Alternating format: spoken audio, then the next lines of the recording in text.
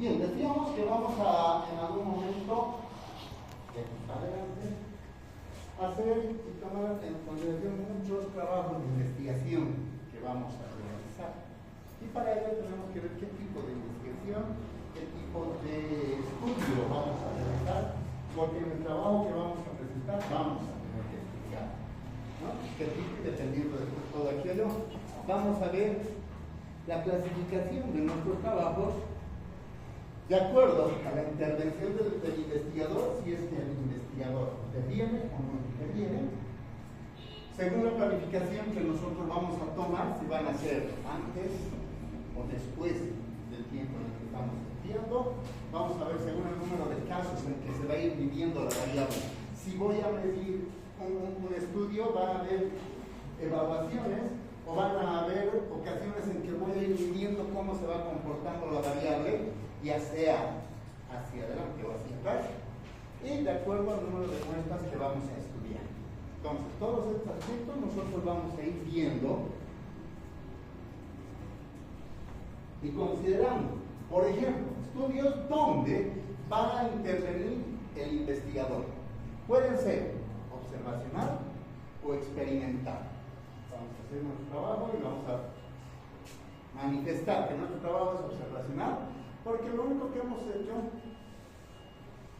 es identificar algunos datos en los que no ha participado el investigador. Lo hemos hecho simplemente observando los datos y describiendo todos aquellos. O podemos hacer estudios experimentales, donde el investigador ha participado, el investigador ha planificado, el investigador ha establecido tiempos, variables y todo aquello. Dependiendo del tipo de investigación que realicemos, según la toma de datos que vamos a realizar, pueden ser estudios prospectivos o retrospectivos. Cuando hablamos de prospectivos, ¿a qué nos estamos refiriendo?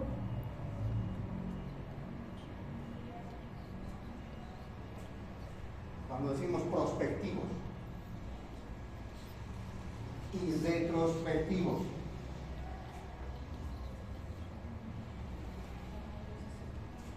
Cuando digo retro, ¿qué estoy haciendo? Retroceder en el tiempo. Y cuando digo pro, ¿no? Hacia adelante, del tiempo en el que yo voy a estudiar. Cuando digo los datos prospectivos, van a ser los datos recolectados de la investigación. Estos datos prospectivos, ¿cuándo interviene el investigador? Es el investigador quien va a generar los datos. Y cuando el investigador genera los datos, a ellos se van a denominar los datos primarios, porque yo los estoy generando como investigador. ¿Bien? En cambio, si mi estudio va a ser retrospectivo hacia atrás, voy a ir a recoger datos, ¿sí?, de hechos que ya han pasado. Y esos datos que voy a recoger van a ser datos que yo no he generado, sino que van a estar en otra fuente de información. Y esa otra fuente de información se denominan datos secundarios. A ver, para que entendamos, ¿cuántas fuentes de información conocemos? Hemos dicho fuente de información primaria. ¿Cuándo es fuente de información primaria? Cuando el investigador lo genera. Cuando el investigador lo genera y maneja esos datos, esos son los datos o las fuentes de información primaria. Por ejemplo, yo puedo hacer una investigación prospectiva hacia adelante en un periodo de tiempo que yo voy a establecer. Y ustedes pueden hacer cuando hagan su servicio social obligatorio, el primer día que lleguen a su establecimiento de salud, pueden hacer su estudio prospectivo en el tiempo que les va a tocar estar ahí. Y decir, por ejemplo, voy a ver cuántas mujeres preeclámpticas voy a atender en este periodo. Y ahí voy a ver cómo es el comportamiento de las mujeres embarazadas en ese sector. Entonces, mujeres preeclámpticas que llegue, un dato.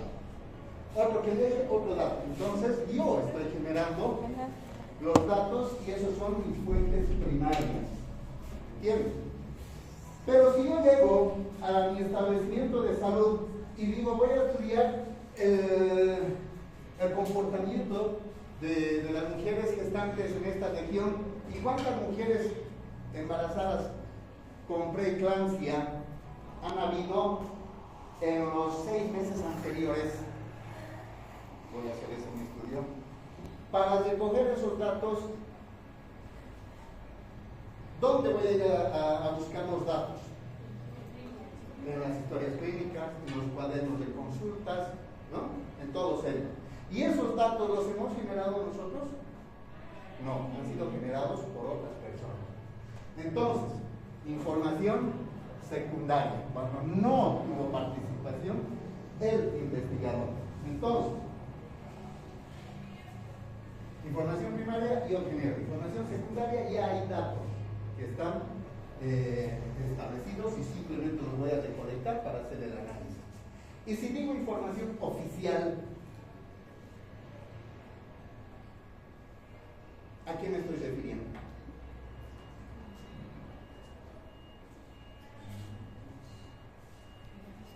Cuando sale en el periódico, en la prensa, y dicen en el año 2022, en el último semestre, han habido 46 muertes maternas en Cochabamba.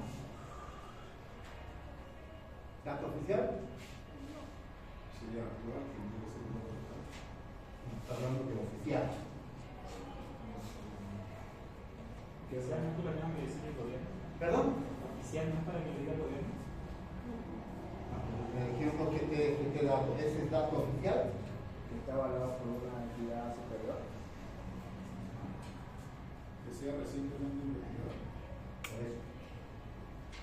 ¿Ese dato que da el periódico es un dato oficial? Puedes preguntar. Siempre y cuando tenga Respuesta. una institución que ¿Y que esté respaldado? Y si no está respaldado, pues, no. No es oficial. ya. Entonces, con todo eso, ¿qué es el dato oficial?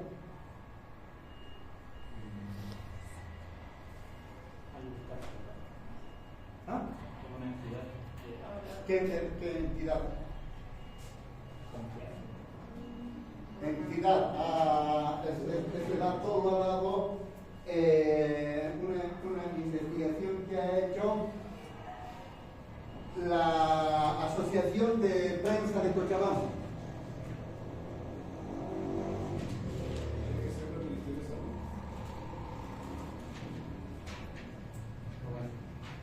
Si es un dato de muerte, Ha dado un dato, una institución. La institución es la Sociedad de Prensa de Cochabamba. En este caso, es el dato oficial. Es una institución. El dato oficial. Pero no es de la salud, ¿no sería? ¿Qué? No es de la salud. Pero está hablando de preeclámptica, les he dado el ejemplo. A ver, ¿no me han entendido el ejemplo? Les he dicho. Ejemplo. En la prensa sale la noticia que han habido 46 muertes maternas en el último semestre del año 2022. ¿Es un dato oficial? Pues he dicho. Me dicen porque tiene que estar respaldado por una organización. Y esa organización es la Sociedad de Prensa de Cochabamba. ¿Es dato oficial?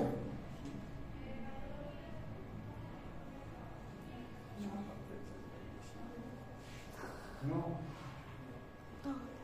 Porque la Sociedad de Prensa de Cochabamba no es una institución autorizada en salud para dar datos oficiales.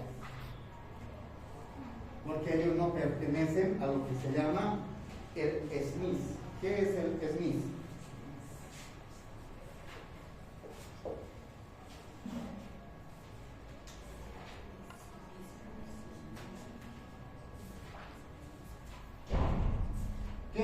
SNIS. Y eso ustedes tienen que saber, conocer, porque de ahora en adelante datos que vayan a buscar tienen que recurrir al SNIS, que es el Sistema Nacional de Información en Salud. ¿No?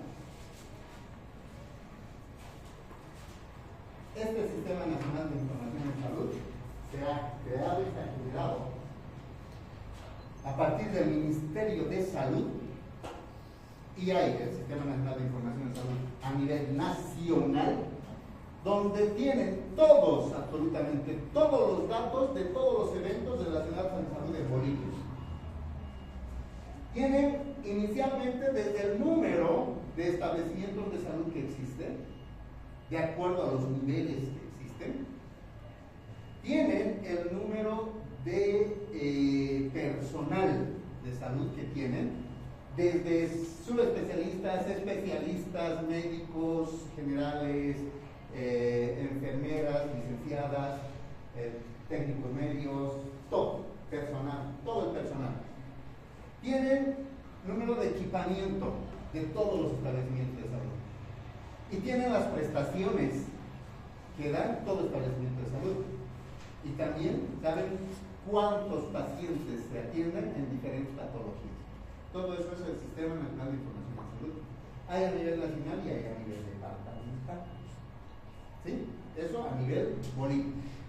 Cuando queremos hablar del Sistema Nacional de Información en Salud a nivel departamental, ¿cuál es el representante en el departamento?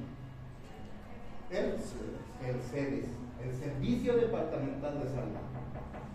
Ellos son las instancias autorizadas que nos van a permitir o nos van a dar datos oficiales.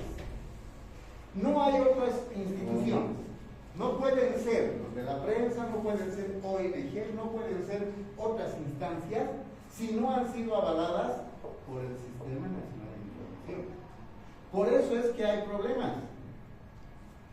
Hay instituciones con fines de lucro que pueden generar otros datos en relación a un evento de salud, no sé, emergente que pueda ser de interés de salud pública. Y nos van dando muchos datos, pero con otros fines, con fines comerciales, con fines lucrativos, de decir, nosotros como institución que hemos hecho una ONG, lo que quieran, hemos hecho el estudio de una enfermedad y hay mucha gente que se está enfermando, pero nosotros tenemos la solución. ¿No? ¿Cuál es la solución? Estas gotitas milagrosas que nos vamos a tener. Y ese es el fin. Pero cuando después viene y hay información oficial y dicen sí, pero toda esta enfermedad que está aconteciendo no es de interés de salud pública. Entonces no hay por cada más. No vamos a ver de aspectos. ¿Por qué tenemos que recurrir?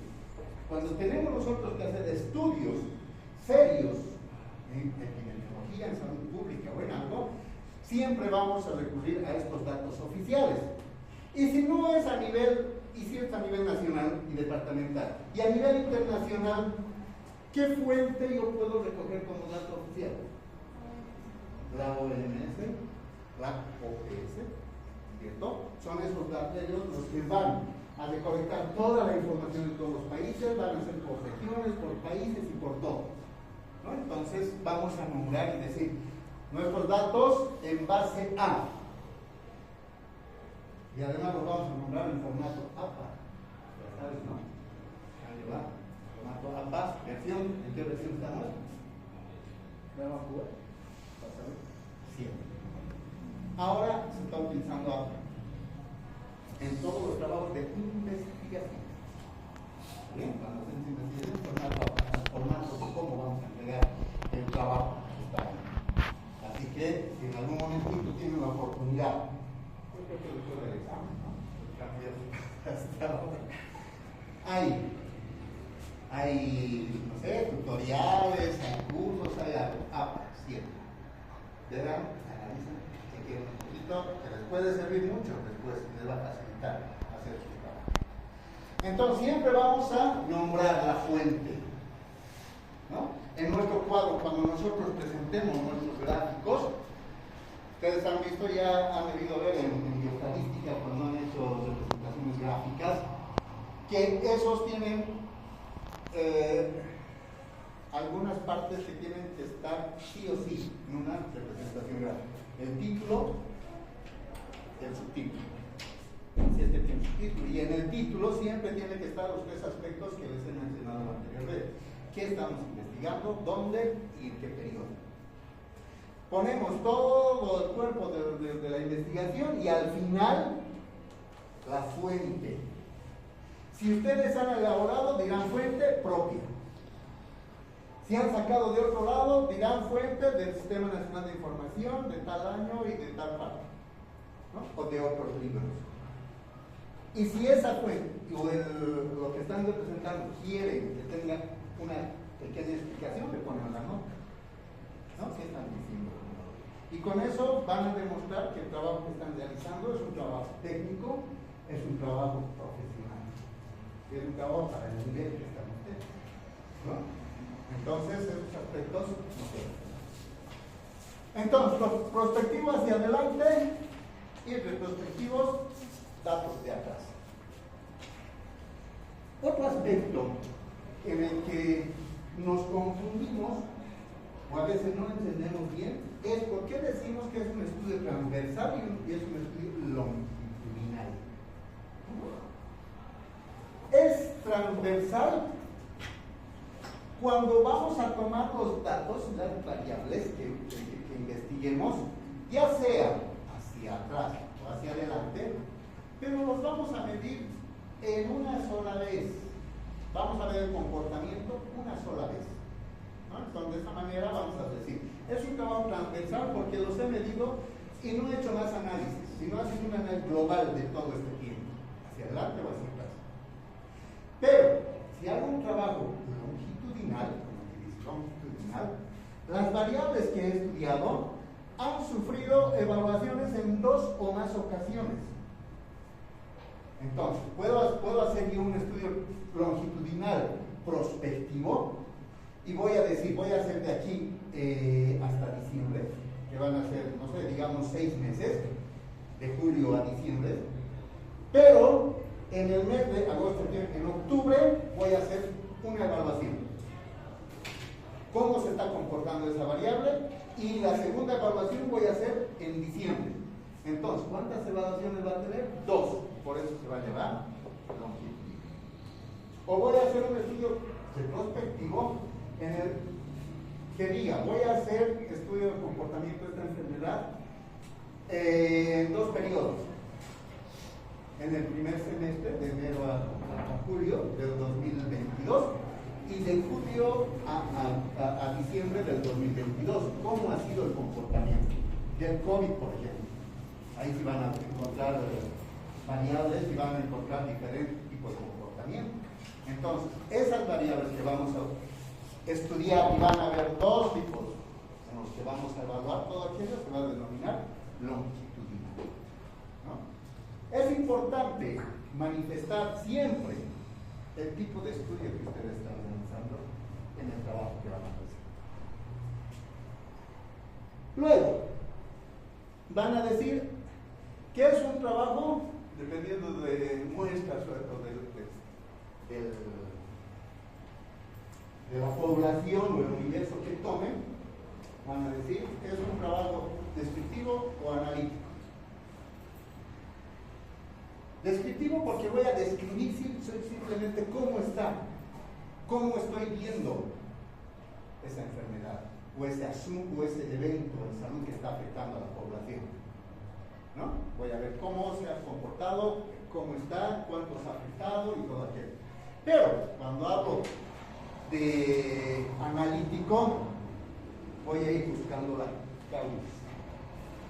Voy buscando la causa y voy generando otro tipo de datos para que podamos nosotros considerar y podamos seguir con el estudio. ¿Está bien? ¿Los descriptivos pueden ser observacionales? Sí, describimos todo lo que estamos observando. Estudios descriptivos. Cuando hablamos de estos estudios descriptivos, ya les he dicho tres cosas que siempre tienen que estar: persona, lugar y tiempo. Cuando hablamos que estamos estudiando, en quiénes, dónde y en qué tiempo. Siempre tiene que haber eso. Eso es la base principal para los estudios. Dentro de estos estudios descriptivos, ¿qué tipos de estudios vamos a considerar? Estudios longitudinales, serie de casos clínicos, estudios transversales o de prevalencia. Y dentro de ellos van a ver una serie de casos clínicos, por ejemplo, estudios longitudinales nos va a permitir generar hipótesis y no presentar un control. Cuando hablamos de hipótesis, ¿qué entiendo por hipótesis?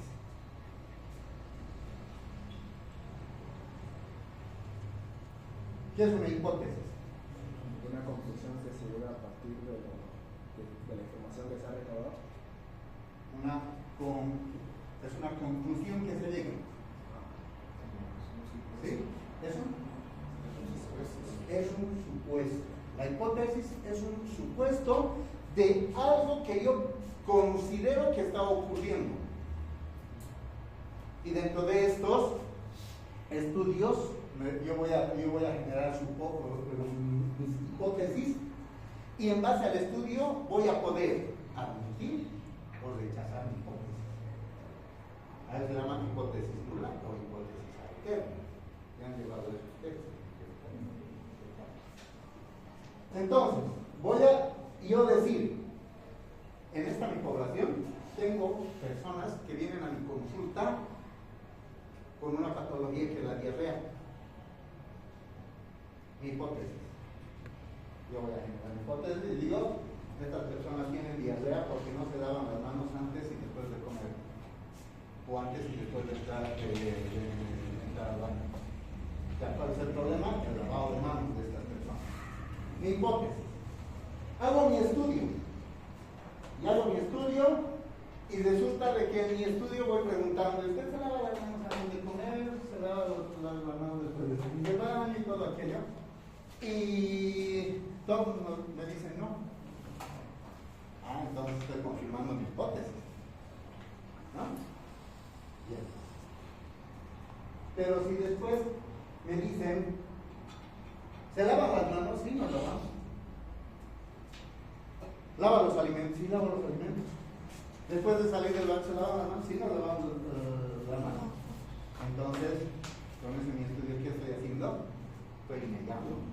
Entonces va a haber una hipótesis alterna. Y ahí voy a buscar otra hipótesis y voy a decir, señores, esta población tiene el hábito de lavarse las manos. Entonces, ¿cuál es el problema? Que el agua que están utilizando está contaminada, ¿no? Entonces, es otro problema que está existiendo. Entonces, en base a mi estudio voy a poder admitir o negar mi hipótesis. Después vienen los estudios transversales sobre prevalencia. Esto es interesante porque es de corta duración, tiempo corto y además cuesta menos. Eso es lo que siempre utilizamos. Estudios analíticos pueden ser,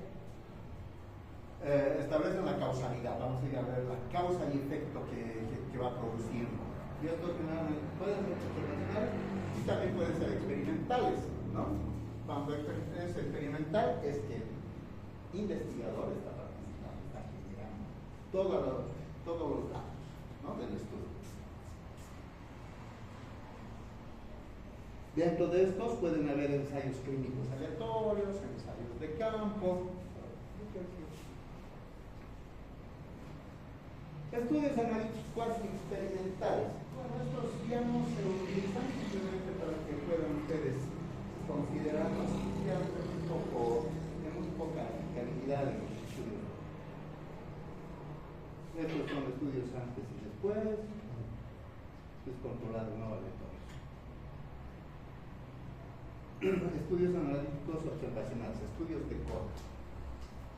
¿Por qué decimos estudio de corte? ¿Qué es el corte?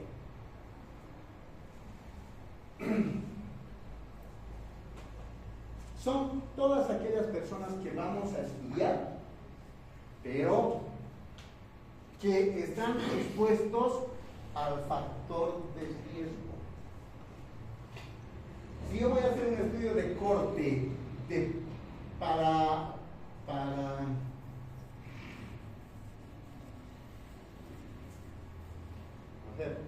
determinar una enfermedad, tuberculosis en una población, ¿cuál va a ser? ¿Quiénes van a ser mis individuos expuestos al factor de riesgo? ¿Quiénes van a ser? Los niños. Van a ser lo que anterior habíamos hablado de definiciones operativas.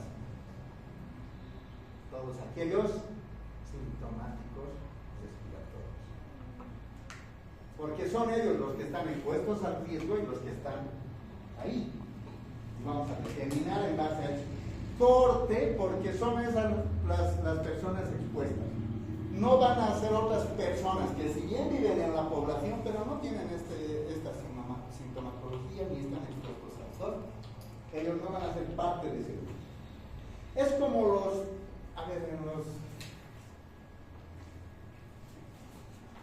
cuando digo de la corte del rey, aquí donde decía corte del rey, los reyes tenían una corte, ¿no? Grupo especial, grupo, ¿cómo se llama? Grupo asignado, grupo escogido, especialmente por el rey, porque le hacían de ayuda mucho para él. Entonces era una gente especial para él.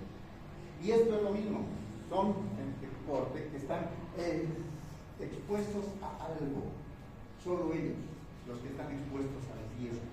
Por eso son la corte, estudio de cortes, y son grupos que nosotros vamos a elegir en base a algo. Por eso es que para tuberculosis, que vamos a buscar primero? Sintomáticos respiratorios, ese grupo. Que los voy a elegir específicamente, ese va a ser un grupo de corte. ¿Está bien? Bien.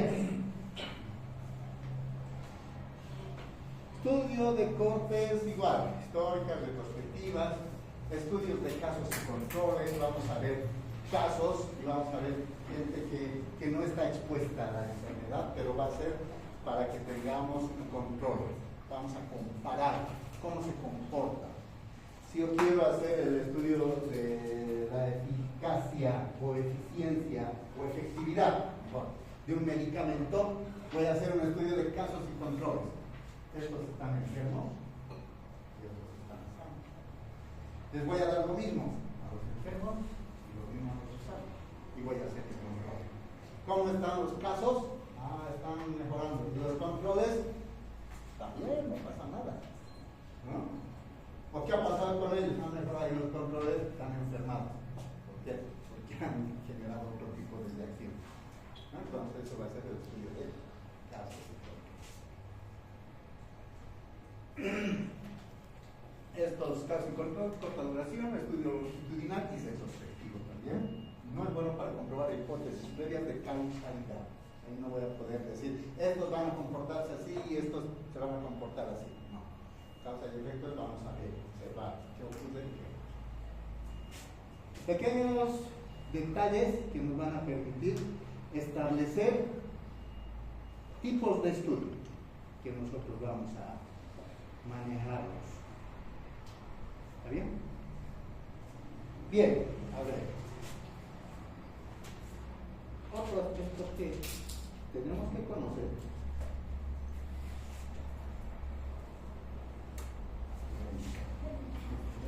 en un documento que después ese documento impreso me van a presentar a mí, ese documento lo van a poner en PDF y ese documento va a subirse al grupo para que todos tengan el trabajo elaborado por cada grupo.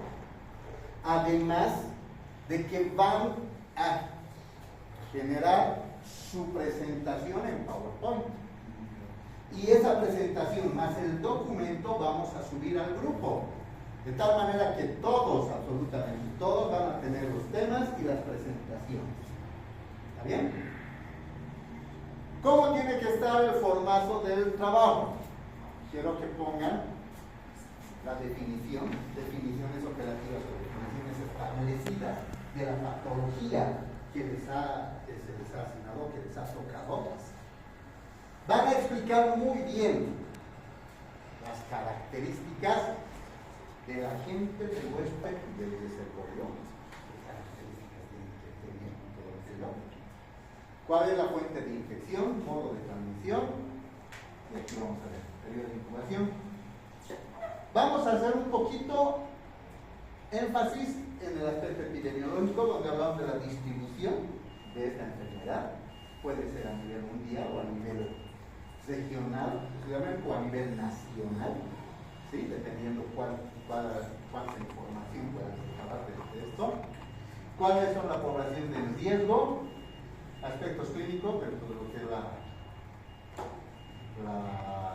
historia natural de la enfermedad, diagnóstico diferencial, tratamiento y complicación. Además, van ustedes a definir qué es un caso sospechoso, qué es un caso confirmado. ¿Cuándo se dice caso sospechoso? Confirmado. Cesárea, por ejemplo. ¿Qué es caso sospechoso?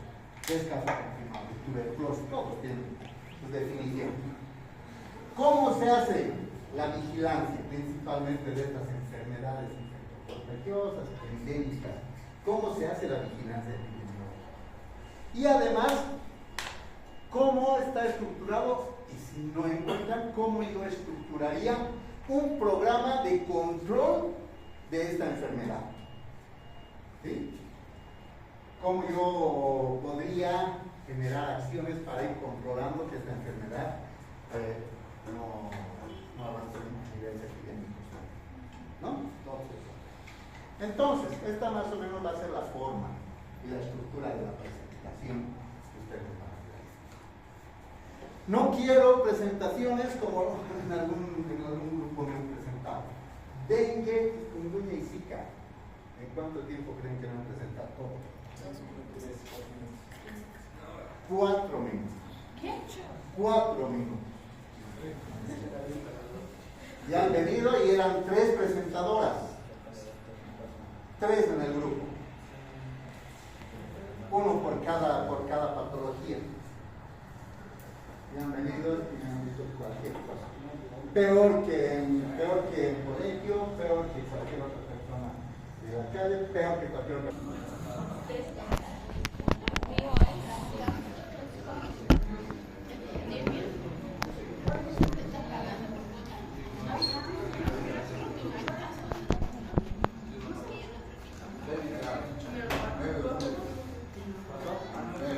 Bien, a ver, 11, 18 y 25.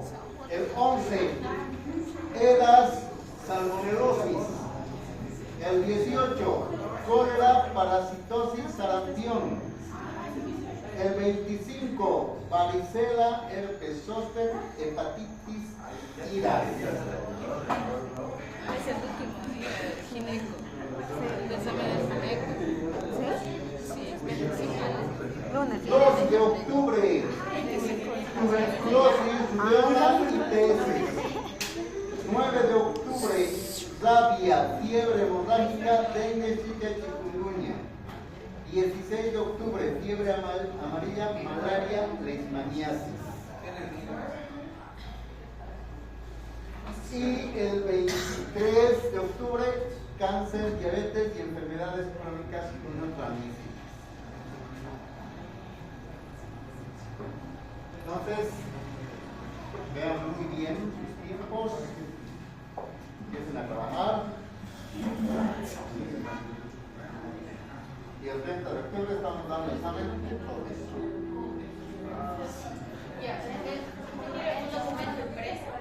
Documento nuevamente, con todo el formato que les he dado para que vean, ¿no?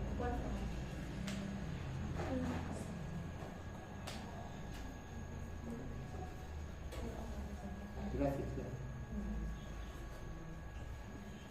Bueno, no has aprendido porque estás haciendo ahí.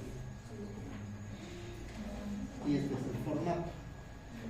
En base a este formato van a elaborar un documento impreso que me van a entregar, y ese mismo documento en PDF para subir al grupo, más la presentación en PowerPoint que van a generar o elaborar, se va a subir al grupo. ¿Verdad? El documento en PDF y las presentaciones se va a subir al grupo, y cada grupo me va a presentar 5 preguntas del tema que han expuesto. Y ahí vamos a hacer el banco de preguntas para el segundo examen. Esas 5 preguntas van a ser las 5 preguntas que se van a... Voy a ver si las preguntas cumplen con el objetivo, obviamente. Por eso les decía, no van a ser las preguntas de que el sol es amarillo, el cielo es celeste, la luna sale solo en la noche, ¿no? Tienen que cumplir objetivos para que yo pueda evaluar cuánto ha sido el aprovechamiento del tema que han expuesto, ¿no?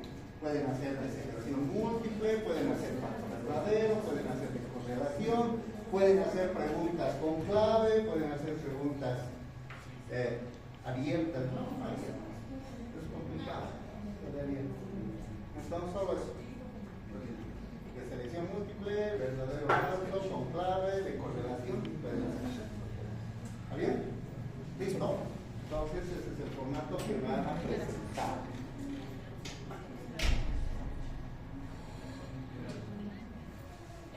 Muy bien. Ya nos hemos puesto de acuerdo en eso. Ahora vamos a hablar un poco de vigilancia epidemiológica que han hecho sus compañeros.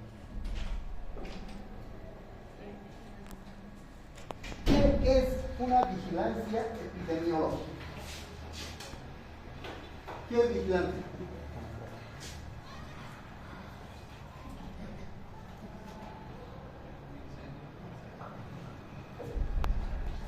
Cuando hablamos nosotros de vigilancia epidemiológica en salud, vamos a ver y vamos a referirnos a que vamos a ver y observar cuidadosamente el comportamiento de algo. El comportamiento, en este caso de una enfermedad o el comportamiento de la población, para hacer un seguimiento de las características que tiene este comportamiento. ¿Para qué? Para tratar de atenderlas en el momento oportuno, para mejorar la calidad de vida de la población. Entonces son un conjunto de acciones que nos van a permitir recolectar datos para hacer un análisis y nos permite identificar los factores determinantes y condicionantes de esta enfermedad. Ya hemos hablado de los factores determinantes, vamos a ir viendo vamos a ir observando cuáles son aquellos factores que intervienen en ese proceso de salud de enfermedad. Vamos a ver al agente etiológico, vamos a ver al huésped, vamos a ver el medio ambiente, las características en las que se desenvuelve el agente etiológico, el huésped, ¿no? Entonces vamos a ir viendo todo aquello. Con la finalidad de planificar acciones. Ya hemos dicho que toda investigación, todo dato estadístico que nosotros manejemos, nos va a llevar y nos va a inducir necesariamente a realizar una planificación para generar acciones, para hacer prevención, control de las enfermedades de importancia de salud pública, obviamente, ¿no? Y ver cómo vamos a aplicar eso. Entonces, todo esto que vayamos a hacer con esos datos, con eventos en salud, y hagamos todas estas acciones, se va a llamar vigilancia epidemiológica. ¿Qué tiene que cumplir la vigilancia epidemiológica? Buscar y obtener información, ya hemos visto. Podemos obtener información de fuentes primarias, fuentes secundarias, fuentes oficiales. Ya nos vamos a ir al lugar preciso para recolectar información exacta. Vamos a verificar estas acciones, cómo estamos recolectando los datos. Vamos a observar, vamos a describir, vamos a analizar, vamos a encontrar la distribución de este evento. Hemos dicho que la epidemiología estudia la distribución, ¿no? Cómo se distribuyen las enfermedades en una área geográfica. Y esto es lo mismo que vamos a hacer. Vamos a ver cómo se está distribuyendo y cómo ha sido el impacto de esta enfermedad o de esta acción de salud pública que nosotros realicemos, cómo ha sido el impacto, si realmente ha logrado impactar positivamente o no ha tenido ningún impacto o ha tenido un impacto negativo, ¿no? Entonces vamos a ir viendo todo eso.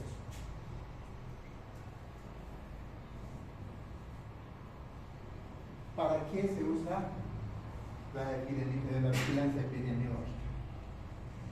Permite estimar, medir o calcular la magnitud de un problema. Ahí vamos a ver cómo realmente está afectando este problema de salud a la población. ¿Cómo es el comportamiento entre la historia natural de la enfermedad de este problema? ¿No? Vamos a ir conociendo todos los comportamientos. Vamos a establecer si el problema de salud que se está presentando corresponde a un brote o a lo mejor ya es un problema endémico, ¿no? Ya hemos visto la definición de un brote y la definición de endemia, y también de epidemia y de pandemia. Entonces, en base a eso, nosotros ya vamos a poder definir cómo se está comportando esto, cuánta población está afectando, cuánto tiempo está afectando, cómo es el impacto. Ahora, ¿consideramos que esto es un brote o es un problema endémico? ¿No?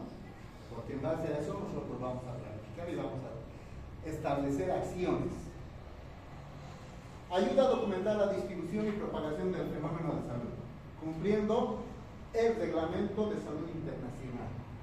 El Reglamento de Salud Internacional ya establece cuándo se distribuye, cómo se propaga, entonces vamos a establecer, ¿no? Si es una área geográfica, es una área endémica o es un brote.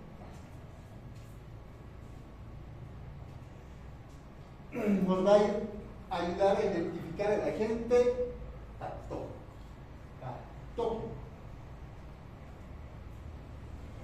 Vamos a identificar el agente etiológico, porque vamos a hacer la historia natural de la enfermedad. En la historia natural de la enfermedad es establecer claramente la tríada ecológica. Entonces, vamos a establecer y clasificar cómo es un caso sospechoso y cómo es un caso confirmado, mediante las definiciones que ya ustedes van a realizar con el trabajo de exposición. Ahí van a establecer cuál es el agente, cuándo se dice caso sospechoso, cuándo se dice caso confirmado. Y ahí vamos a establecer eso. Vamos a ver el impacto de las acciones de control, de todas las acciones y la planificación que nosotros hemos realizado para prevenir o controlar o disminuir el riesgo. Vamos a ir analizando si esas acciones realmente sirven y estamos haciendo de que disminuya el riesgo de que la enfermedad o de que las personas se enfermen o se mueran, o a lo mejor las acciones que estamos haciendo no están teniendo impacto. Vamos a ir viendo todo aquello. Y el cambio en las características clínicas y epidemiológicas de la enfermedad.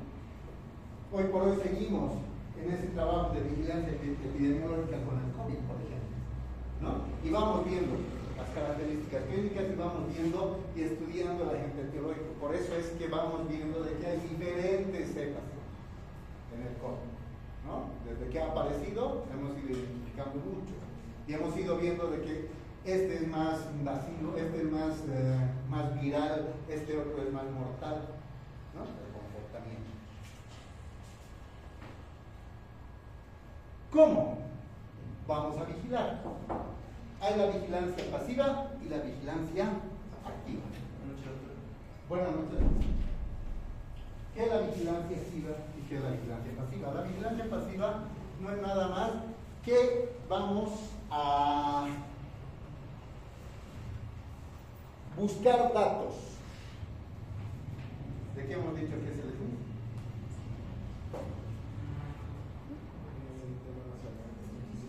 Sistema nacional, no se olviden de eso. Van a manejar y les va a servir. Datos de nombre de NIST, Sistema Nacional de Información en Salud, ¿no?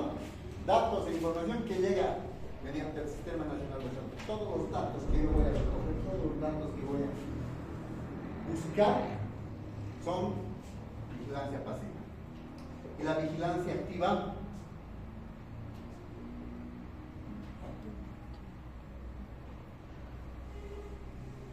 es cuando nosotros vamos a generar y vamos a buscar, ¿no? Vamos a ir buscando información, datos, vamos a buscar y vamos a generar diagnósticos, vamos a ver casos de denuncias y notificaciones.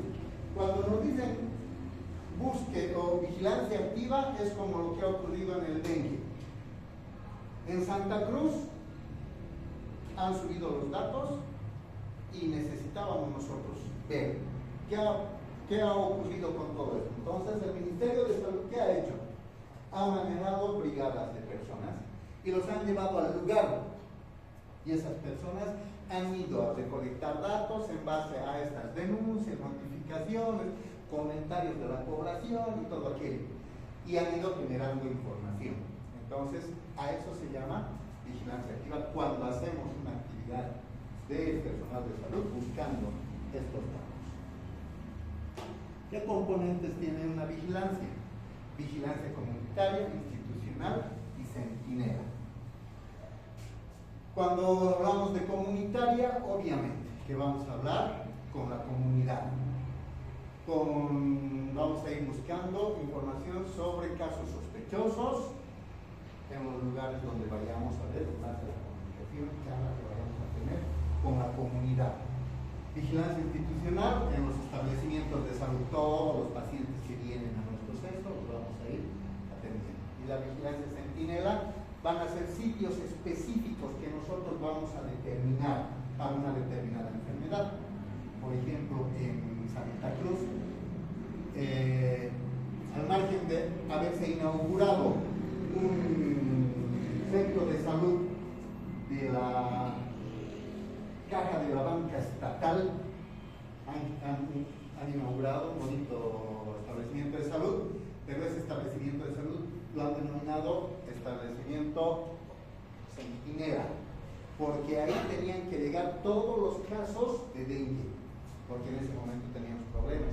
Entonces a la gente les decían, si hay problemas, si hay personas que son sospechosos o tienen dengue y todo aquello, llévenlos a estos centros específicamente asignados para controlar la enfermedad. Y a esos centros específicamente asignados se les denomina vigilancia o centro centinela.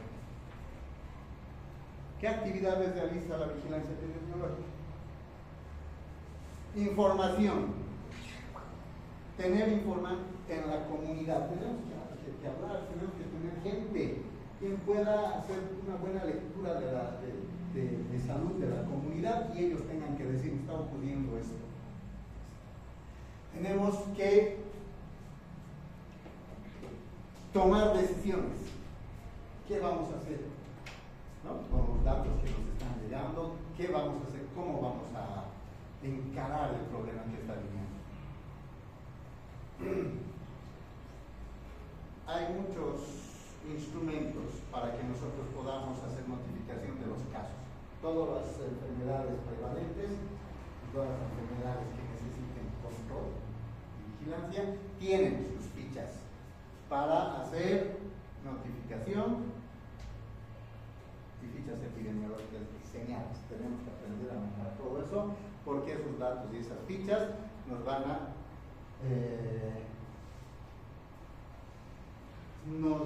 garantizar de que estamos haciendo un control y una vigilancia epidemiológica y control de la enfermedad.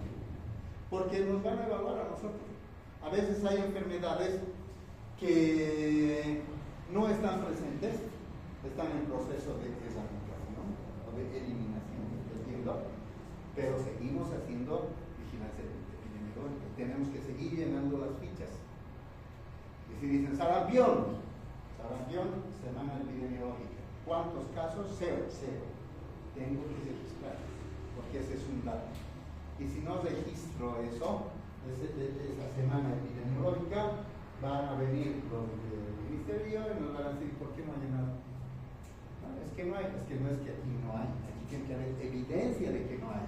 ¿Y cuándo es la evidencia de que no hay? La ficha llenada, ¿no?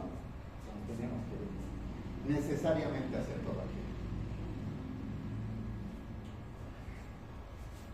Actividad más importante, monitoreo permanente de la notificación de los casos. Ese es el problema. Día, semana, mes. ¿Cuántas semanas epidemiológicas tiene el año? Ustedes han ido a los centros de salud. Y en los centros de salud, en enfermería, ahí tienen sus cuadros de monitoreo. ¿Han visto? Con cuadros de monitoreo, ahí está de tuberculosis, de sarampión, de dengue, de todo eso. Y ahí están por semanas. Alguna vez han curioseado en una historia, han dicho, ¿qué serán estos cuadritos? Porque las enfermeras van y ahí marcan. Por semana epidemiológica. ¿Cuántas semanas epidemiológicas existen?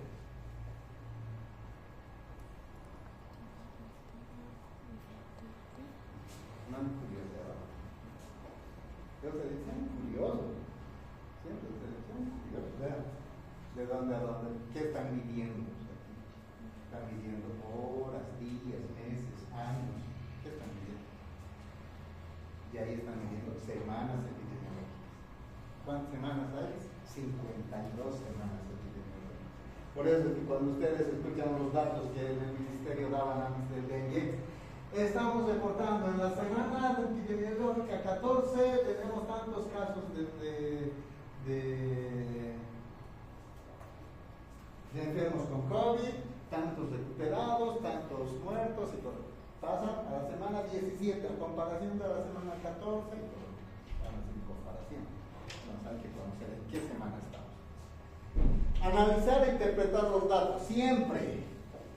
Todos los datos que nosotros manejemos, vamos a ordenarlos, los vamos a analizar y esos datos nos dicen algo. Esos datos nos pueden decir que estamos muy bien, esos datos nos pueden decir que estamos descuidando o nos pueden decir que estamos muy mal. Pero no importa la conclusión a que lleguemos, siempre tiene que haber recomendaciones. Si estamos muy bien, ¿qué voy a decir? Sigamos con estas acciones. Esa es la recomendación. Si estamos disminuyendo y no estamos muy bien, diremos hay que mejorar en este aspecto y vamos a ver dónde estamos fallando. Y si estamos muy mal, vamos a ver, ¿será el problema del personal o será el problema del proceso que nosotros hemos generado? A lo mejor el personal está haciendo toda la buena voluntad para realizar esas acciones, pero los procesos que hemos generado no son suficientes o no abastecen. Entonces tenemos que superar. Y si los procesos están bien y el personal no está bien, entonces ahí veremos cambio personal, ¿no? Pero vamos a tomar acciones para eso. Toma de decisiones de ejecutar las recomendaciones que vamos a realizar. Después vamos a hacer de cada periodo evaluaciones de los resultados. Y si todo va bien, vamos a tener que lanzar informes y para eso se llama socializar procesos de vigilancia epidemiológica. Siempre vamos y nos van a exigir informes, cómo ha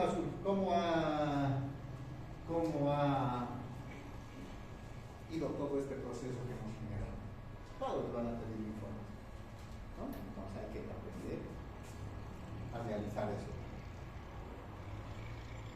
En el país es uno de los ejemplos que tenemos, es el más importante, digamos, dentro del sistema de salud, es el programa de inmunizaciones, que vamos a hacer control de las enfermedades inmunoprevenibles.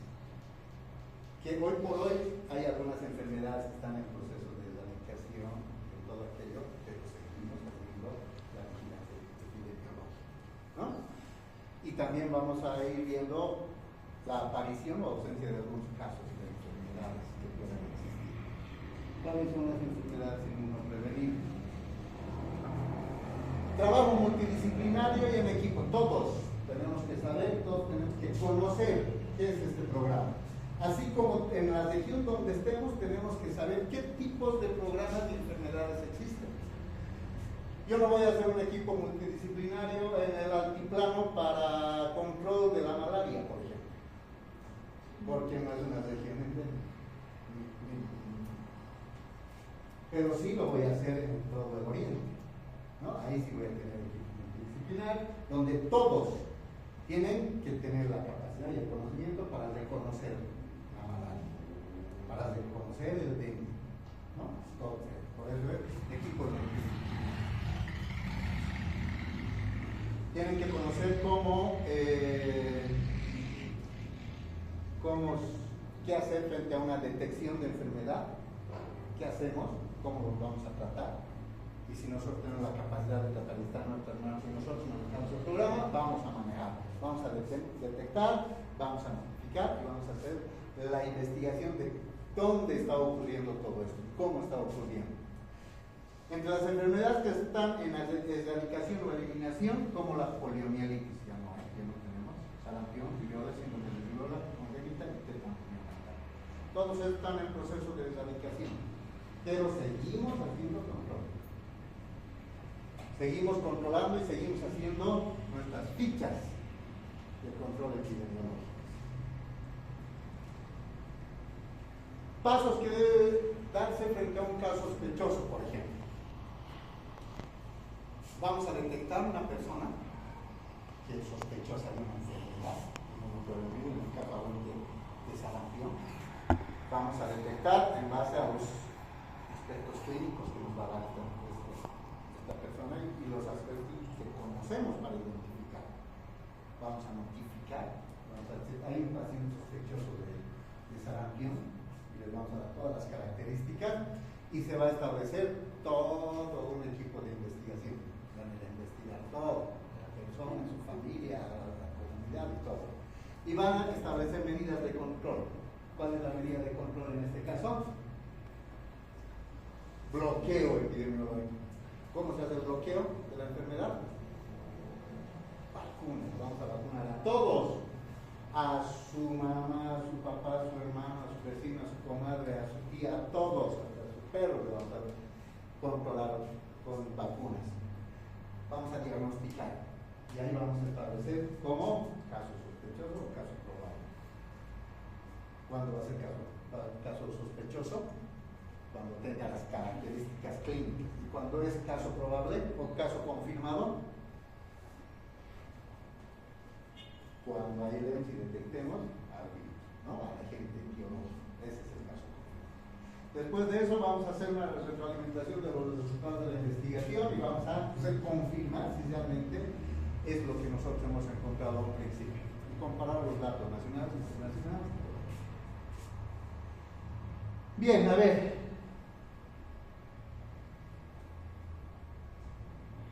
Procesos de vigilancia, esto ya es más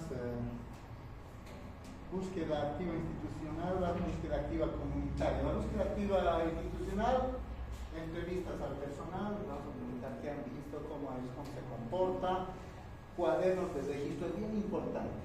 Siempre, todo acto que ustedes realicen, todo acto médico que realicen, nunca se olviden registrar. Si ustedes han hecho una atención a una persona, así sea de urgencia, el doctor, mi uña, tengo, me está doliendo, ¿cómo le hacemos una curación de una uña encarnada? Registre.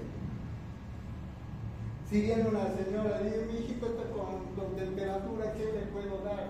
¿Cuántos años tiene? ¿Qué tiene? A ver, hospitalemos. Le vamos a dar paracetamol. Registre.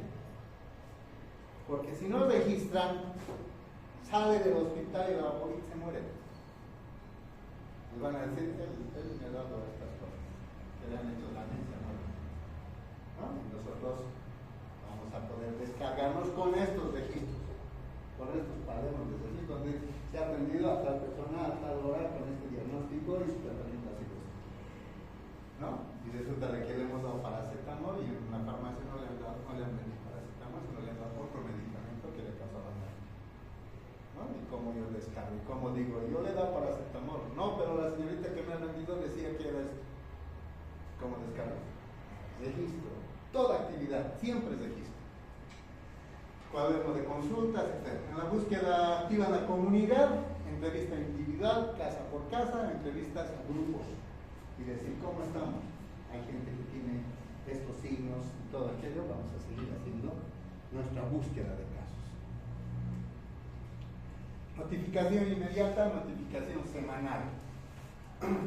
¿Qué enfermedades dentro de las inmunoprevenibles son de notificación inmediata y semanal? Sarampión y rubeola, síndrome de rubeola, parálisis plástica, fiebre amarilla, difteria, tosferina, tétano.